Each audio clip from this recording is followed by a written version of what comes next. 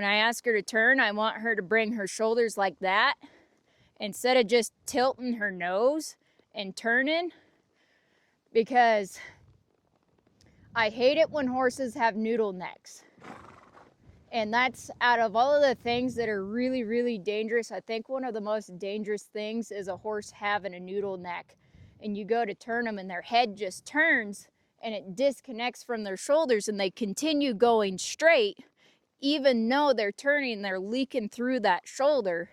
So I'm making sure that starting out, that her head isn't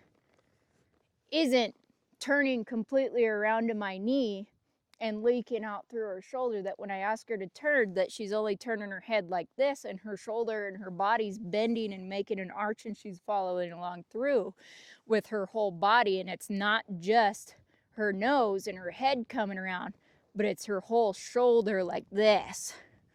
Instead of just her head and her nose, we want that shoulder, there we go, coming around as well. That's what I like to see. The times that I've had the most dangerous things happen on a horse where I truly was terrified for my life, and I thought that I wasn't going to get out of there alive or without a trip to the hospital, was on the times that I've been on horses that people have trained and they've overflexed them to where they've disconnected that horse's head and neck from their shoulders. And so when you go to turn that horse, their head just does this and their body doesn't follow through and they're continually going straight, running off, leaking through their shoulder. You have no control.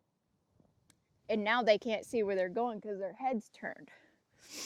And the scariest times that I've ever had on colts is when they've taken off on me and I go to bump them up and do this and do a one rein stop, and that neck just comes around and their body doesn't follow through and they're just running blind now, and you can't do anything to get that horse's attention. You can't do anything to get them to come to you because their neck and their shoulders are completely disconnected from each other.